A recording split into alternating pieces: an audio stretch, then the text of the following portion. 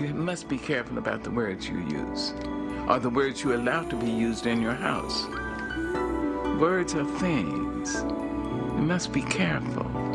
Careful about calling people out of their names, using racial pejoratives and sexual pejoratives and all that ignorance. Don't do that. It's time to talk about it. Pull up a chair and take a seat. We're serving up recipes for life. With Hampton University's Dr. Richard Mason and Dr. Tamara Williams. Welcome to the Sunday Brunch. This is Dr. Tamara Williams. And this is Dr. Richard Mason. And welcome to another edition of Sunday Brunch with the Good Doctors. The good doctors. How are you doing today, my sister? I'm doing well, bro. I'm actually doing really well. I'm glad to be back at it. Amongst, as we say, the living. All right, because it could have went another way. Hey, somebody, you better tell somebody. Any day we wake up, it can go another way. And certainly for me, it could have went another way. So I'm glad that God spared my life in that accident, and I'm back at it. Exactly. He saw fit to give you that wake-up call. I'm not done. My work is not done yet, so. No, it's not. I know I certainly got some more things for you to do. That's for sure. I'm sure you do have my work lined up for me as we begin to prepare to head on back in for the semester, the start of the school year. I'm quite sure you have quite a few assignments lined up. Listen, already piling up. I just look at that list every day and say, fix it, Jesus. That's it. Okay. People don't understand that even though we're chatting with them every week, we're having a great time. It's a lot that happens in between those ... moments. Or as people say in life, that dash moments. There's a lot happening between these dashes, Sundays to Sundays. Listen, nonstop. You hear what I say? And it's never the same day twice. That's the thing. It's never the same day twice. Unfortunately. Exactly. I was laughing. I was talking to my wife a couple weeks ago. We were just talking about cooking and everything, whatever. Because I cook, but I never cook with a recipe, and she's always like, it manages to taste the same, but you seem like you do things differently each time. I said, well, you know what? It's just all in the process sometimes, and that's it. I said, and I don't write it down, I said, but it is what it is. We just get to the end result, I said, and that's you like to taste making good. Sure you get to the end the way you're supposed to get there. So it is what it is. We're going to do things a little differently, but guess what? We're going to get to the end result that we need to get to. That's the bottom line. There's a lesson in that. There's a lesson in that. A lot of times people want to do things the way that everybody else has always done them. And that doesn't mean that that's necessarily so. Sometimes we can do things differently, but you can still get to the same end result. I don't mind flying, even though flying is terrible right now with all the things that are happening. I still rather take a flight than walk anywhere. But it doesn't mean you won't get to your destination when you're walking. It just means it may take you a little bit longer. You might have a few. Listen. I ain't doing too much walking. What I tell you about walking and running. If you see me running, somebody chasing me, y'all better send help. That's all I'm gonna say. Listen, I don't run. I'm gonna be honest with you. I don't care if a dog is chasing me. We're gonna have to stop and talk about it. Once I got out the reserves that one good year, I promised God if he helped me get out the reserves that one year from running the miles, that I would never again, Jesus, challenge him in that way. And he's been faithful to me. You knew God won't end putting you in those reserves. They had nothing to do with God. So he just had to let you go ahead and struggle one good year. I learned a valuable lesson that year too. A lot of times, as our students are getting ready to start college, that's when it started for me. I learned early on in life that when you take people's money, you have to take their advice. And so I wanted to do it my own way. And so I figured if I paid for college my own way, then I wouldn't have to follow all my parents' rules. But what I found out is when I joined the military, I got a bigger parent. Yeah. And so the rules were I took their money and I had to follow their rules. And so that was a valuable lesson that I learned early on in life. I was 17 years old. I didn't need to make it to 18 to know that was not for me. Look, there you go. And those are rules with no grace. See, mom and daddy give you a little grace because they love you. You know what I'm saying? Because your blood, their blood is flowing through your veins. But Uncle Sam said, you're going to do it this way. This is not Burger King. You're going to do it our way and not yours. All right? Yes, he did say it. And to the day, he said I could jump out after 1 year. And I told him, good father, I'm out. I'm out. I know how to read a contract. I'll tell you that.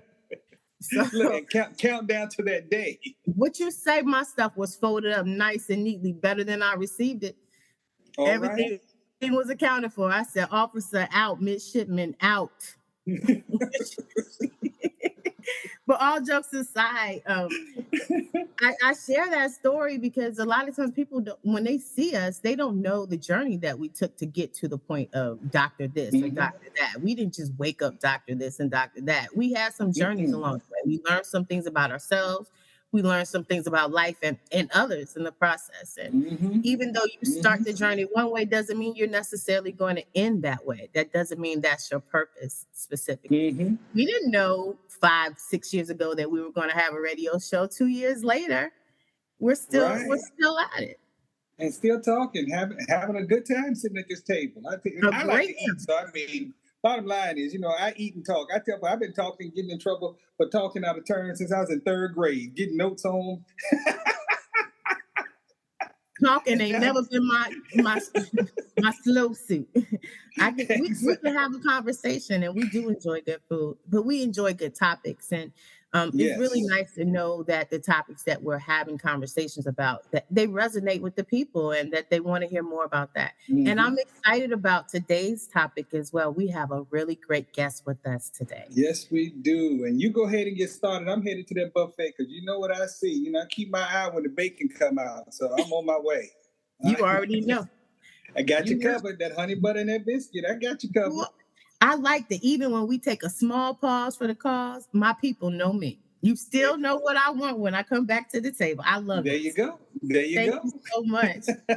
I want to welcome to the table today our special guest, Calvin C.J. Wright.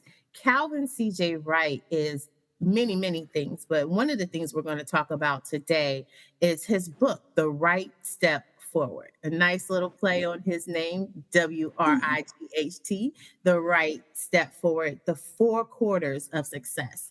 So I want to welcome to the Sunday brunch table. Hey there, CJ. Hey, how you doing? All is well. Welcome to the table. Yes, welcome to the table. Thank you guys for having me. Absolutely. There's always room at the table for some good company and some good food and good topics. Tell us a little bit about your book. Okay. So my book, The Right Step Forward, the 4 quarters of success. Our success is an inside job.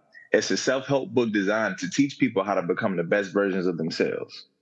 So the book is broken down into 4 quarters. The first quarter is about self. So self-improvement, self-development, self-value. The second quarter is about healthy relationships. The third quarter is about principles, so you can live a principled life. And the 4th quarter is about fulfilling your life's work. Okay, you got to tell us how. You just said a whole lot in like 10 seconds. we got to go back. Say that again. Can you say that again? We're gonna go back. Okay. What were you saying, bro? I like the right stuff just in terms of the 4 quarters. Now, let me ask you this. In terms of the 4 quarters, you play football in your life? Is that where that comes from? It's actually basketball. Basketball. Okay. All right. That's all right, too. You played basketball? I did. Yeah. All right. So tell us about the book. Let's take a deeper dive into the book. Where did your inspiration come from for this book? Okay. So 2 things that really inspired me to write the book. The first being is I actually have a mental health background. So I did 10 years in the mental health field, 5 years as a QMHP, which is a qualified mental health professional, 5 years as a program supervisor of a mental health agency. So with that, I love to help people. I knew that I can't be everywhere and help everywhere at once. But if I was to put information into a book, it can go places that I can't, and it can reach people that I can't. So that was one of the inspirations. The other one is I'm just a really, really big believer in maximizing life. I feel like we all have gifts, we all have talents, we all have things that we can do to make the world a better place that we're supposed to give. So for my thing, I know I can write. I have that ability to do that. So I wanted to do it because I can. It's one of my gifts. I wanted to put it out there. When did you find out that that was your gift? So so funny. So here we go. So I would say I found out probably upon leaving college. And the reason being was I've always kind of been like a positive person. So I've always wanted to inspire people, motivate people, and challenge people to become the best version of themselves. So after I graduated college, I would always just go on Facebook and I would just write like motivational posts. And I noticed every time I did that, it got a lot of traction. It got a lot of leeway. So the more I did it, the more people paid attention, and people would come up to me in the streets, man, I read your post and it was good and it helped me this and it helped me that. So I began to realize maybe I'm actually kind of good at this. So I just kind of got more confident and just decided to turn it into a book. Okay. All right. That's a good thing. So let's look at the first section. What can be found in the first quarter of this book? So the first quarter is all about self. So again, the first quarter is about like self-value, self-improvement, self-development. It's about you taking time to look at yourself and reflect upon who you are and actually take steps to actually just work on you. It's not about everybody else. It's not about everyone's opinion about you. It's about your opinion about you, what you believe, and how you can build yourself up to get to the next phase for you. Okay. So now that can be difficult sometimes because I know we deal with folks that are afraid to look in the mirror, as They're blind. Right, exactly. How do you really get folks to just kind of stop and look at themselves? Because oftentimes we become who others think we are. And that's because of what we allow people to pour into us. But how would this book really cause me to really reflect on me and just, study that man in the mirror? So here we go. So here's something unique that I put into the book that will actually cause for that specific thing. So you asked me earlier about the background. You noticed the 4 quarters. So because of that, it's obviously a sports theme. So another thing that I put into it was actually timeouts. So at the end of each chapter, I have a timeout, and the timeout is actually a call to action for you to reflect upon yourself with different interventions. So for instance, it might be you writing a letter to yourself and actually reviewing from the previous chapter. It might be you reaching out to somebody and having a conversation about something that you may have struggled with, et cetera, et cetera, et cetera. So each chapter has a timeout that causes for you to actually build upon something in a reflectionary way. Okay. I like that timeout. We all can use a timeout. And some people need to put themselves in timeout for sure in the corner, so that they can behave themselves. That is very positive. Timeouts are amazing things. It allows people to regroup, to refocus, to gain some clarity. And sometimes and I'm not going to say get some rest, but to get some relaxation, because you know how I feel about rest. Yes, to recoup. About rest. Yeah. Okay, we don't believe in that word. No, we don't. Don't want the Lord to get confused and call we you don't home. Want the final rest, right? We like clarity, yes. But it allows people to step aside and look at the circumstances from maybe even a different perspective if you're putting yourself in a timeout. And the way that things go so quickly in life and so fast in life, we get pulled into so many different things. I think it's very healthy to tell yourself that you need to take a timeout. And that's important. That whole reflection piece during that time period, it's not just take a break, take some rest, get some rest or whatever, but what are you doing during that time and how are you looking at yourself? I like that. Yeah, you have to be real with yourself. At the end of the day, when you look at that person in the mirror, are you who you want to be? Are you doing the things that you want to do? And are you being real with yourself in the process? Everyone else may think, hey, like you said earlier, as we were talking about earlier, what it took to get to a particular location, particular place. People just look at the fact that you showed up, but they don't know that, hey, you've taken several wrong turns to get there, but it's okay. You took those wrong turns. And if you want to, improve, guess what? You really got to look at yourself and look at the road that you've taken. Not that you can change the road that you've taken, but how do you learn, from those roads that you've taken before? I like the part of starting with the self too, because a lot of times people like to blame other people for how they became the person that they have become, but they don't like to take their own look and responsibility for the things that they've added to that situation or allowed to present itself in that situation. When I'm going through, I like to be by myself. I tend to isolate myself so that I can hear myself thinking. Like some other people, when they go through, they like to surround themselves with everybody else so they can figure out what should I do? What does so and so think I should do about this? I'm the opposite, where I don't care about what so and so thinks because so and so don't wake up me. So I try to figure out, how do I feel about something? How do I think about something? What is my perception of the situation? Because as people, we're responding based on our perceptions, not necessarily what everybody else says, but what we are internalizing. So I like the part of taking that time out to hear yourself and make sure it's your voice and not somebody else's. Exactly, because sure. you have to live with your own choices. For sure. I think oftentimes what we fail to realize as people is the most important opinion that you'll ever hear is your own. But like you guys were saying, we give so much power to the opinions of other people. And then that does take from our ability to be accountable for ourselves because we're so dependent upon trying to figure out what everyone else is saying and thinking about us rather than us taking time, as you said, standing alone, looking in the mirror and figuring out, what am I saying about me? What am I doing about my journey? What am I doing about my path? What do I feel about me? And how can I correct those things? Because it all starts with you. If you can't get you right, it doesn't matter about anything else around you. Everything else is going to always fall until you figure out how to get you right. Yeah, Exactly. Yeah, definitely. especially if you're a messy person, you take your mess everywhere you go. Yeah. And you leave crumbs everywhere you go. People see you coming before you even get there because you're bringing and stringing along all this mess. So it's very important to just stop and clean up. And you said how you feel about yourself. It's not always what other people think. Some people can think you're amazing. And if you don't think you're amazing, that's going to be what reflects in how you produce and show up in life, how you think about yourself. Yeah. Exactly. A few months back, I was having a conversation. I was talking to some folks just in terms of suicide and things of that nature.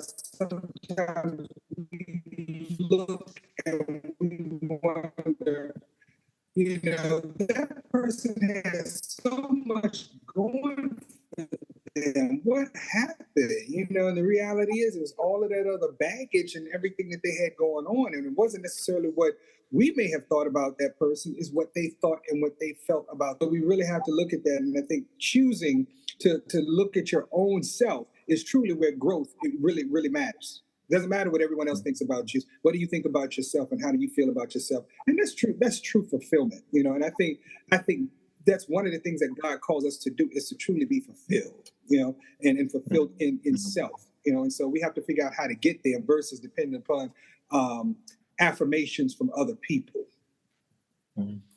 Because people will lie to you quicker than Yes. We will lie to ourselves. We should not, but people will. People will also put their own limitations on you. Whatever they can see and believe for themselves, that is what they will extend to you. And so you can't listen to other people for your own life because they can't walk that for you specifically. Now, we say you can't listen to other people for your life, even though we're counselors here on this. We're helping other people develop those things for themselves. We're not telling them what to do, because ultimately you are not going to buy in anything that you haven't really bought into. So you have to be more personally accountable for that. What works for me may not work for the other person, and vice versa. It's very personalized. Yeah. And adding to that, I think someone had actually said this earlier, so I guess piggybacking off of that is, we're shaped by our experiences. Our experiences dictate how we see life. So given that, I'll never fully understand you the way you understand you because I haven't experienced what you experience. And then in addition to that, whatever your vision is for life, I don't see it. You see your vision and it's my choice to believe in it or not, but you know the full extent of your vision. So with your experience and your visions, you carry a sense of uniqueness about you that I can never tap into. So that's why it takes you and your ability to believe in you to get to that point, because only you can see that. Oh yeah, a lot of people are putting on other people's glasses, and that's why they can't see. It's the wrong prescription. It's the wrong prescription. You know, I call them lane violations. Since you like sports, I call it lane violations. You know, other people are running other people's lanes. That, you know, you disqualified from the race right now. You don't know how to stay in your lane.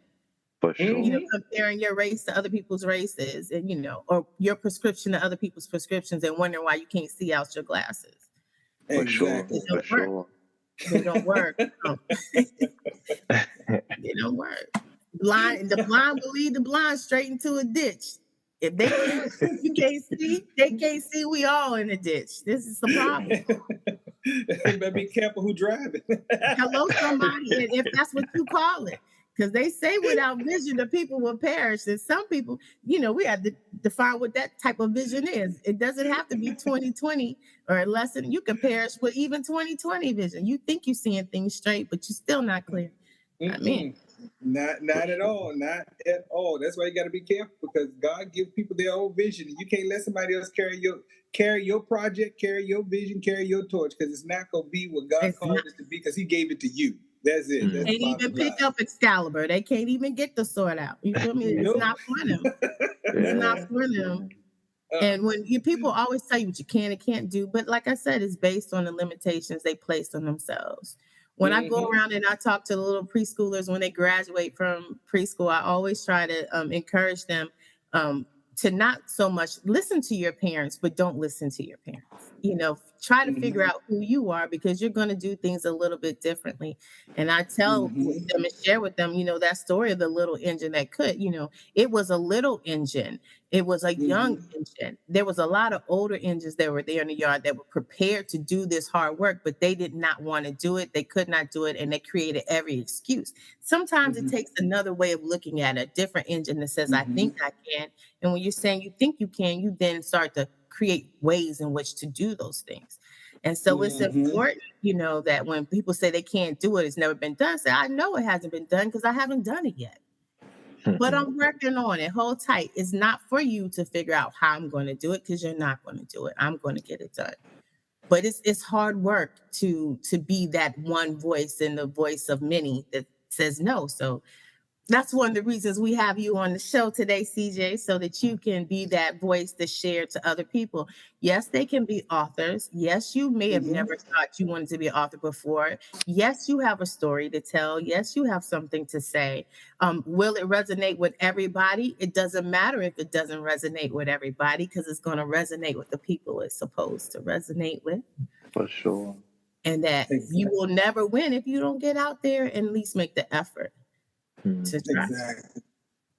So tell us about the next quarter. What quarter two? Quarter two looks like. Quarter two is about relationships. So one thing that I fully believe in is people make the world go round. So it's imperative that we learn how to maximize and utilize relationships and connect with people. Some being learning just how to simply treat people. Some being learning actually how to look at ourselves and understand how the dynamic of how relationships should work, being accountable for yourself and understanding other people's roles in the relationship.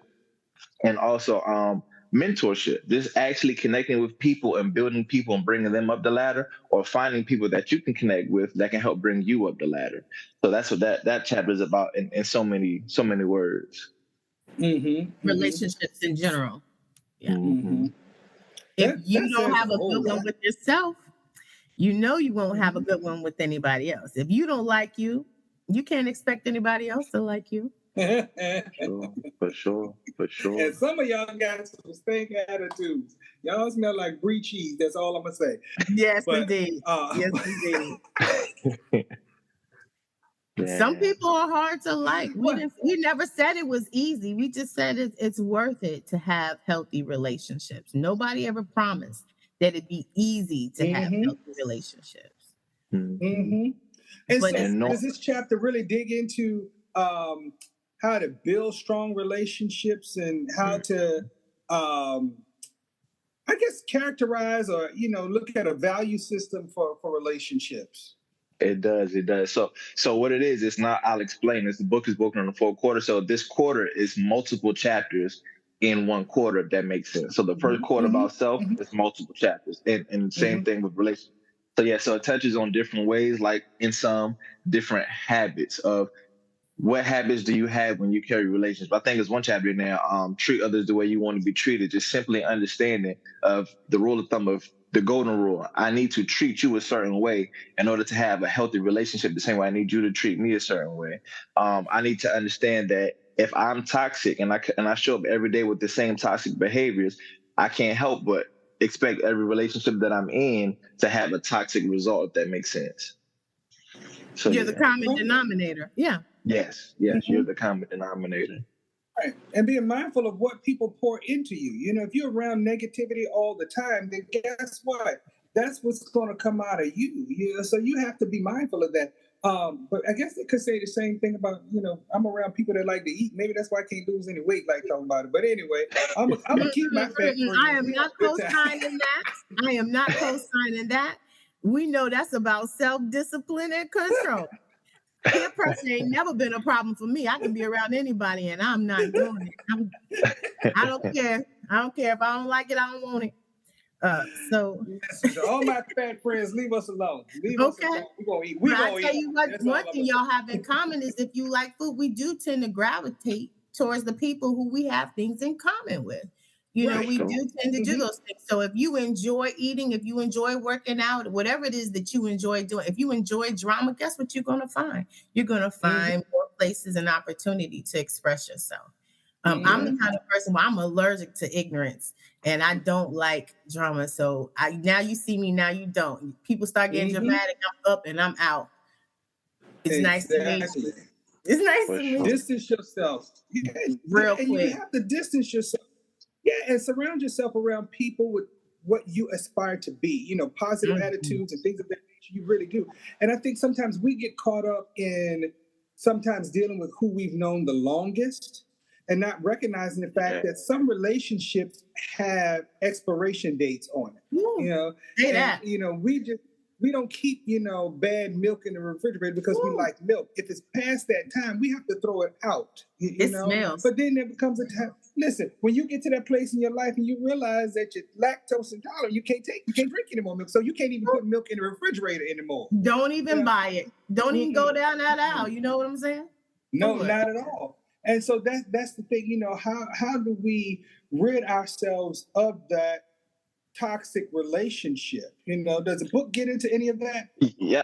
So I actually have a chapter and it talks about being the change agent, and it's you understanding that you are the change agent that you need for every relationship that you're in. So all of these situations that you get in, like you say, the toxic behaviors, being the spoiled milk and things of that nature, again, it's going back to learning how to reflect and look on the inside and realize you have to change. And once you change, you're the catalyst for every relationship that you're involved in. So when you become a better you by learning the good habits, by learning good character, by learning good skills and being intentional about your growth, because of that, you'll then be in a position to change those relationships and those toxic behaviors. Or at least recognize more those things around you so that you can make those decisions. Because we'll never be able to control other people, but we can't control how we respond. Exactly. And being intentional. I like that word. That's been a word that, you know, that's been my 2024 word, being intentional, you know, about things that you do. Excellence with intentionality, you name it. You have to be intentional about it. And so when you look at forging certain relationships and building relationships, you know, you have to be intentional about it. You have to make that effort. You have to make that time. You have to put in the work. You know, you just can't build relationships without some type of work being put in. And that is with anything that you're doing. You're really going to have to work on those things. And but it's hard for some people to let things go, you know, and let people go. And that's one of the major conversations sometimes that we focus be on. Let go. You said be let go. Exactly. Or be let go. There's some people who don't know how to be let go. Yeah. Some folks are going to get off that train at a different station, and it's okay if they don't get back on, you know, and you just, you know, politely just pull off because this train is leaving the station with or without you. Exactly. That's it. You know, they used to talk about what the seasonal folks, you know, some folks are going to be with you for a season versus a lifetime, and it's okay. You know, it's okay to deal with seasonal folks. You get rid of them, you know, let them go. If you haven't worn those jeans in 3 years, toss them out. You know, you might need a new pair. Don't get you one. But there's something to say about people who have hoarding behaviors. Not only are they not letting go of those 3-year-old jeans that they haven't been in, you're not going to get back to that size. And, and when you do, you probably won't even want those jeans anymore. You want different ones. But there's some people who come from a lack sometimes that they tend to hoard people and hoard things and hoard relationships, and they don't know how to treat them. And if you ever looked at the show Hoarders, you see what happens to the stuff.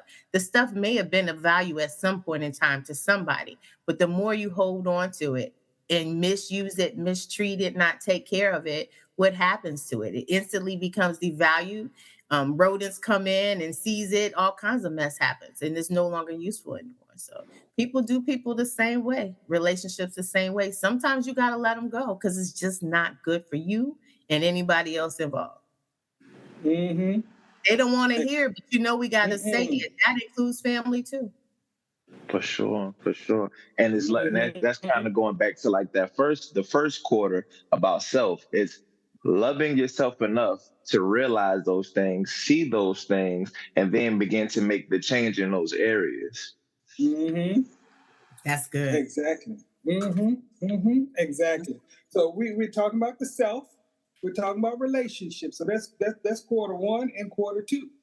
Mm-hmm. All right. So where are we with quarter 3? So quarter 3, we actually move into principles, right? So there are a set of principles that everyone should govern themselves with to live a fulfilled and maximized life. So I actually began to go in depth on a lot of those quarters and put them into perspective.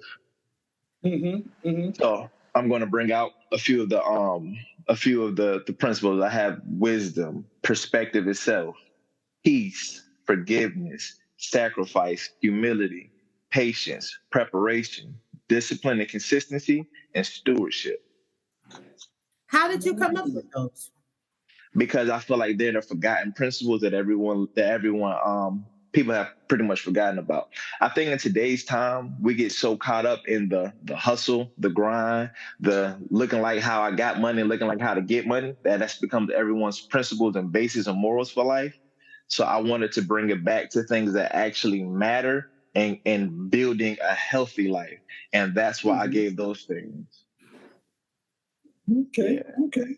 All right. Now I'll tell you, you mentioned a couple of those things in there that I like, but I always tell folks, you put patience in there. Tell me what you mean by patience first, then I'm gonna talk about my understanding of patience. I don't want none. That's what I know. We'll go from there. I don't want y'all tribulation working patience. Turn this bestseller into a bad thing because I'm gonna talk about this patience thing. But go ahead, tell us about it. Well, as the scripture says, let patience have its perfect work. That means good things are coming together in the process of time, but you have to allow time to take its course to get to that end result. We have to learn how to sometimes step back and just enjoy the journey, enjoy the process of where we're going to get to our final destination.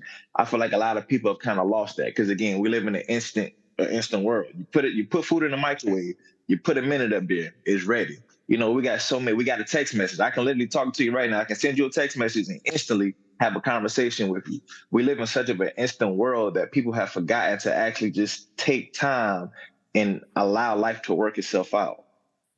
Mm-hmm. Mm-hmm. I think I see how that could be a struggle. Yeah. Say it again. That's a better place for patience for me, and I might be able to go along with that. But like Tim said, that could be a struggle for some folks. Patience is a struggle, and which is a good thing. Like we don't all have it all together in all different ways. Like we all have things that we're working on. Patience is a thing for me in general. I don't pray for patience because the Bible says tribulation worketh patience. Right. I don't need any additional trials in my life. But I do understand the concept of patience. Of sometimes, when it says you wait on the Lord and you're waiting on things, things may not always happen in the time in which you would like it to happen, and so sometimes you must be patient. It is a process. You do have to trust the process and work the process. I think a lot of times people forget that part. They want to just sit there and wait. It also says faith without works is dead. So you're going to have to put in the work while you're sitting there waiting on something to happen and to go down. You have to be prepared and stay ready so you don't have to get ready. So that when the opportunity comes, it doesn't go to somebody else or go away, that you're prepared for that. So I'm a believer in some parts of the patience, but not the laziness that some people associate to that. Like, I need you to be still doing something while you are working and waiting. I like working and waiting. For sure. I agree with that. Exactly. But I just don't want to be tested in patience. That That's part. all. Well, Like, I tell you. Even with the not wanting to be tested thing, we all know the reality of life is you're going to be tested. There's certain things in life you can't control. You can't control what happens to you. You can only control how you respond. You actually can't control time. Time is going to take care of itself anyways. So in the process of time naturally taking care of itself, what are you going to do in between things? And that's where patience is so key, because the reality of it is, I don't know any of you guys' personal background, but I'm just going to assume no one here is a millionaire. So let's just assume you're on your way to $1 million. You're making an assumption, because I'm trying to tell you.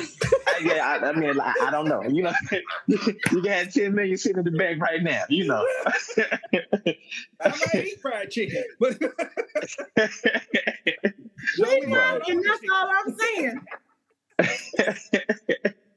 But the process in order for you to get to that million for the first time, it's going to take time regardless. You can't control that time. There are things you can do in between to help. As you say, you can't sit and be lazy to maybe help expedite the process, but there's still a process that you have to go through.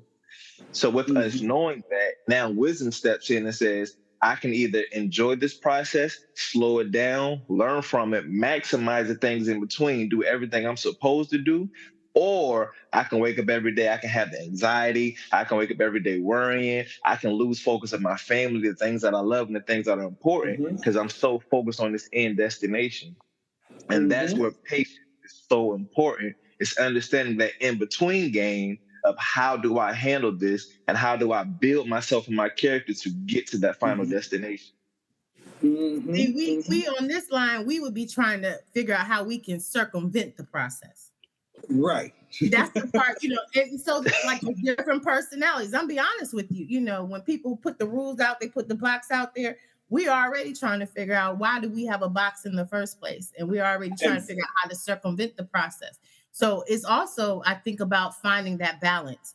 Like, whereas it takes somebody else 5 years to do something, I'm not going to sit and wait 5 years because it took you to do it 5 years. I'm in my mind thinking about how can I do it in 2.5, maybe 1.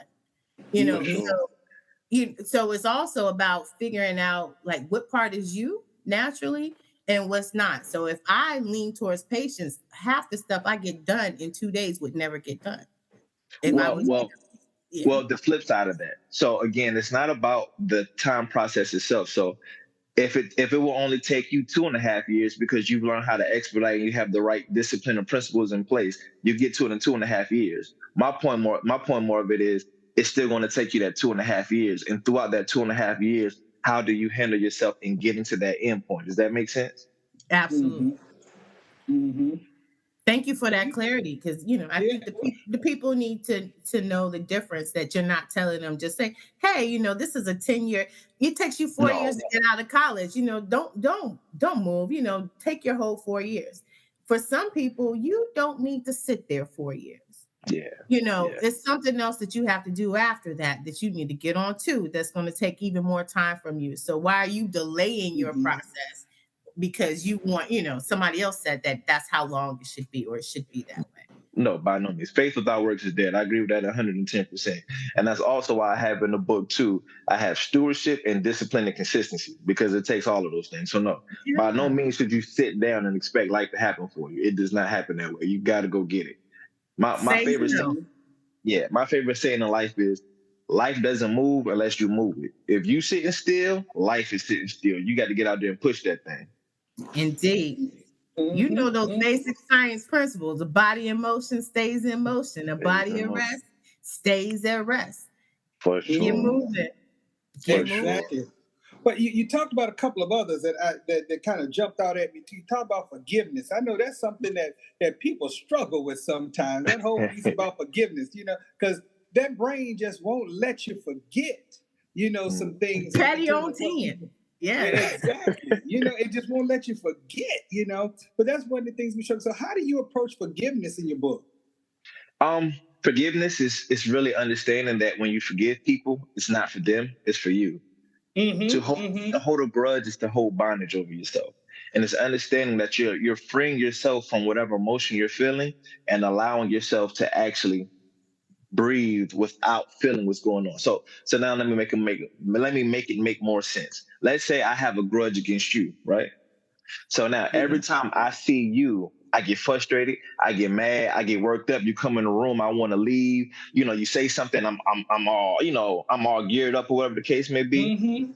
What I have to realize is I'm now giving you power over my life and my emotional well-being, and I'm bounded to you. So I'm trying to teach people to forgive and release and understand whether you actually chose to forgive me or not makes no difference. But I'm at least allowing myself to free myself of what's going on and how I feel, one. And two, it's also important to understand that by forgiving people, you have to create that habit because you need people to one day forgive you because you yourself are not perfect. So now you want to build a healthy atmosphere to where people can forgive you and you can forgive people and you can live in a more peaceful and balanced life. That is true. I know, but that's one of the areas in which people struggle with, because I know from a therapeutic perspective, working with people, I've had to create symbolic types of activities that have led to forgiveness, whether people have had the opportunity to speak to someone to basically say, I forgive you, whether they write letters, whether they blow all of their thoughts into a balloon and pop them. We've come up with so many different ways in which how to symbolize this forgiveness piece, because sometimes we need that, because of course it will, you become frustrated, you do become angered and things of that nature. But to be able to forgive someone and kind of self-talk your way through it, and then additionally turn it over to a higher power, and understand, oh, God's got this. You think you've done something to me, but God's going to get you for everything that you've done, and not that you, of course, my daddy always said my great uncle would weaponize the Lord. God going to get you. And that's what we do. My daddy is bigger than you. We do stuff like that. You tried it. You better try Jesus. We do all of that. Yes. Yeah, but you have to let it go. And forgiveness looks different for everyone, and I tell people, I say, I can forgive you for things, but that doesn't necessarily mean that I have to allow you to sit at my table and break bread with me, For sure. People think forgiveness means we're going to be best buddies again or anything like that or whatever. But it's like, no, forgiveness means that I can walk in peace. I can still be around you and not want to put my fingers around your throat, and so that's what it's all about. And like you said, that's more so for me than for you, the person itself. That's me keeping balance, which brings to the other area that you mentioned, which other principle should I say was peace. That's so that I can have my peace of mind, and not allow that unforgiveness to cloud my thoughts, my judgments, and my actions. That's really really hindering my growth at that point. It seems like you're trying to take control over something. Like you're trying to exert as much control over the situation as you can, and all you can control is how you're responding. So you're saying, I forgive you because I can, and this is the part that I like to contribute to this part for me specifically.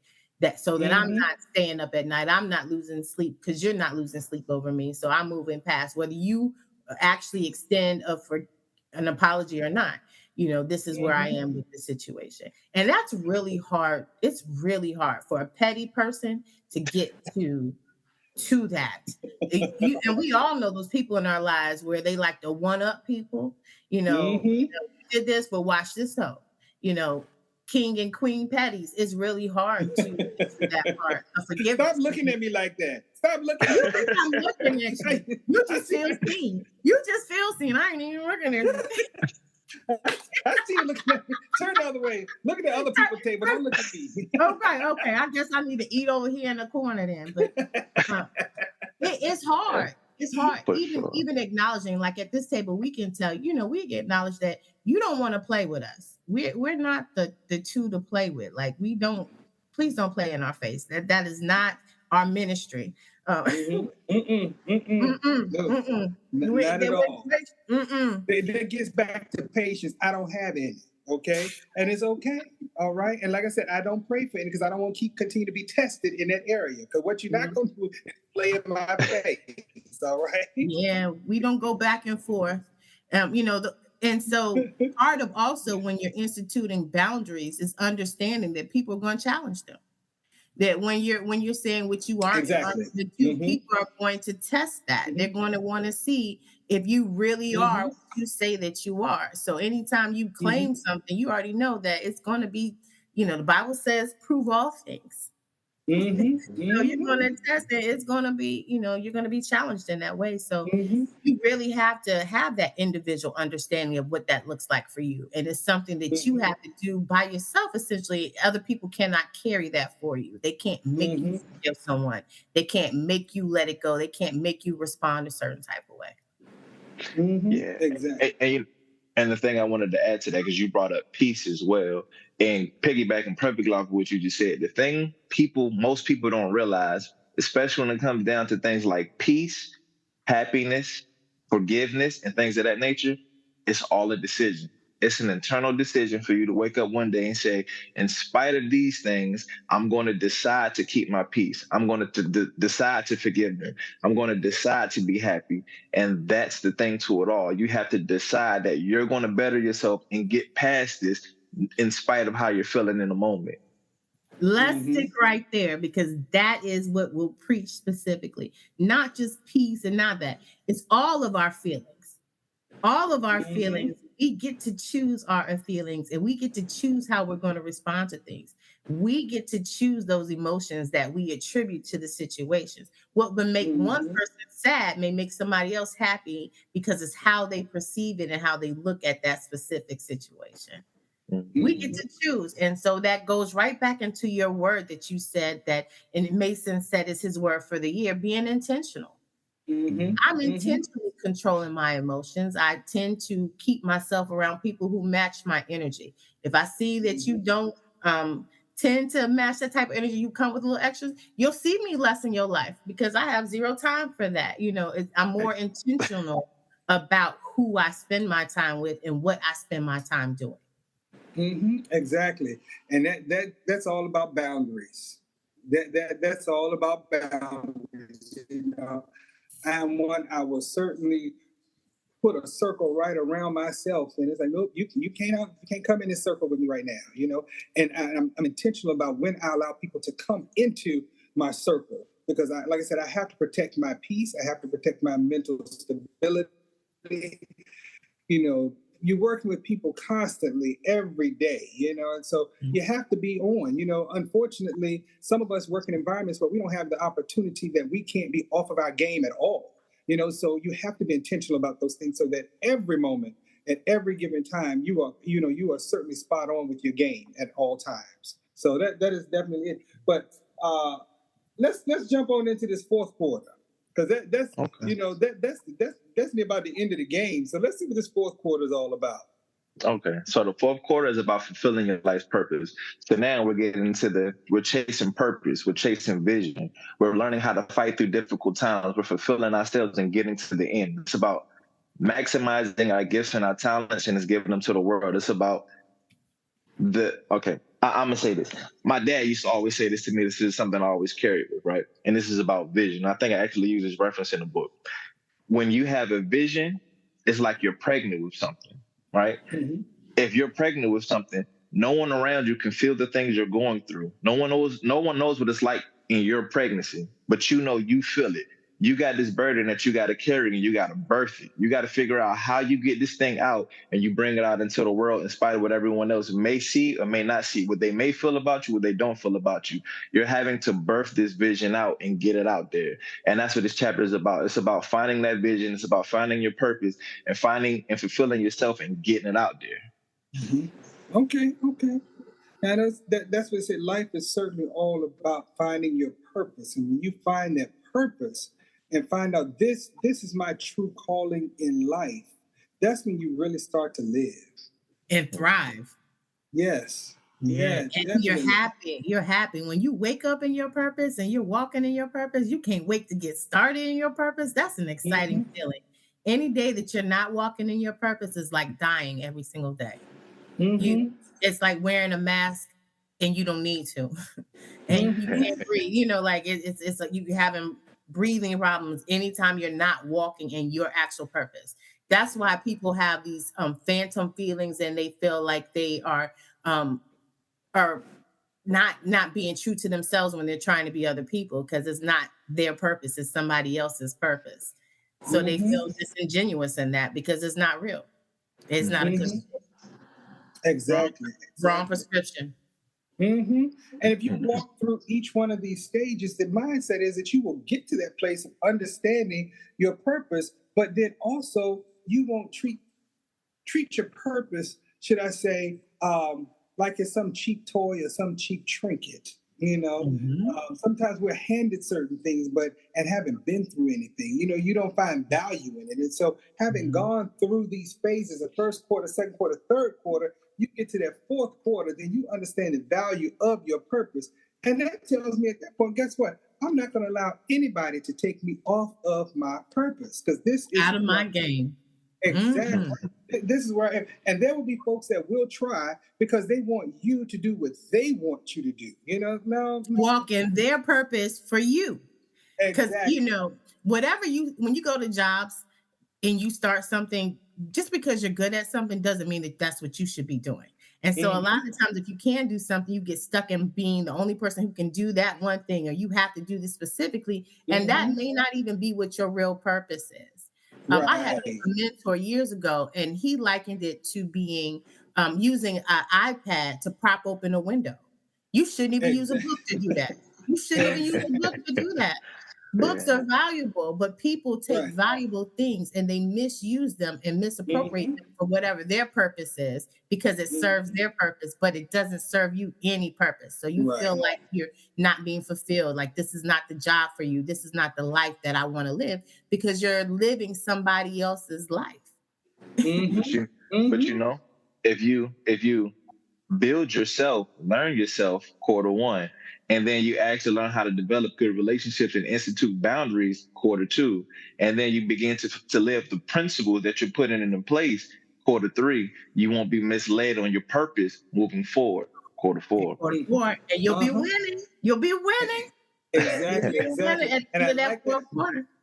That you won't be misled, you know what I mean? Because you have your value system. You've done your homework, you know, and you can't get to that place where somebody can tell you what your purpose is, and you know, and you not know it for yourself, you know. And so, hey, I love it. I absolutely love it. You know, I know sometimes when people start thinking about the different quarters of life, they're really thinking about where they're living, you know, and that fourth quarter is like when you're hitting 60, that's your last quarter of life. So what you're trying to do at that point, and it really lines up, because at that point, you know, you would hope that you would get to the fourth quarter as you've outlined it in your book much sooner than the age of 60. You know what I'm saying? So it kind of lines up. And so hopefully people can read your book and get to that fourth quarter of life overall before they reach age 60, and they understand what their purpose is in life and their fulfillment. So you might have just given people the blueprint. So there you go. Self-actualization, helping them get to that exactly. Look, so where can people get this book? Where can we get this book? So you can actually get the book on Amazon.com, or you can get it from Barnes & Noble. Okay. And tell them the name of the book again. The Wright Step Forward, the 4 Quarters of Success, and that's Wright with a W. Okay. All right. Well, next time you come, y'all, he didn't bring that one book to this table with his signature in it, but I'm expecting a couple of copies soon. I'm gonna just put it out there because they say you have not because you ask not. So I'm gonna just put it right on out there in the public for the listening audience. So y'all ask me if he bought me that book, and I'm gonna tell y'all whether he did or not next week. Hey, we can make that happen, man. There's no worries at all. And we definitely will have to have you back at the table as you continue to self-actualize yourself. You know, usually when people are authors, they're not just the author of one book. Who knows what else is in you? There might be another book. And as we're able to see how this book progresses after 1 year out there on the market, you don't know how this will change other people. So we're so excited for you, and we can't wait to see you continue to grow with the right path. Exactly.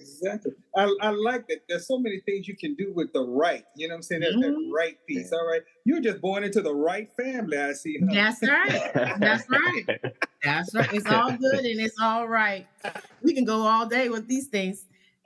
So yeah, as you start making these next books, we can, write step 1, 2, 3, and 4. We'll let you know. Who knows? We might even write something in the beginning for you. The good doctors in the right path. Yeah. So exactly. Yeah. Yes. But they say iron sharpens iron, and that's why it's important to surround yourself with like-minded people, because your friends love you just the way you are, but your mentors, the real people in your life, love you too much to leave you where you are. Exactly. Sure. Sum it up real quick for our listeners. We like to leave them with just a little nugget, So if you had 1 or 2 takeaways for folks here today, what would it be? What would you tell folks? It's funny, your keyword, and for the year, it's actually my keyword for life. So I would say the biggest takeaway, my 2 biggest nuggets is be very intentional about your life. Don't think things happen by chance, and don't allow life to happen by chance. You can control the things you can control, and with that, be very intentional about doing that. The last thing would be to please maximize your life. Do not make it to your deathbed looking back, wishing you would have, you could have, and thinking about the things you thought you wanted to do. If there's something in your heart, there's a vision, if there's a desire, go chase it and maximize yourself and maximize your life. You only get one life. Make the most of it. No doubt. And you owe it to yourself to be great, so that you can help and service others. You want to give people your best, and so you got to do best by you as well to do that. We say self-care is not selfish, so I love all of this stuff about being intentional, all 4 quarters in your life. Exactly. And that's what we do right here at the table. We live life on purpose. Thank you all for joining us. I am Dr. Richard Mason. I'm Dr. Tamara Williams. And thank you for joining us, like I said, right here at the table with Dr. Smooth 88.1 WHOV. The essence of HU. Keep you forward. Someday we'll be able to measure the power of words. I think they are things. I think they get on the walls. They get in your wallpaper. They get in your rugs, in your upholstery, in your clothes, and finally into you. Thank you for joining us at the table. Tune in next Sunday at 1 p.m. for more delicious topical recipes for life on the Sunday Brunch. On Smooth 88.1 WHOV.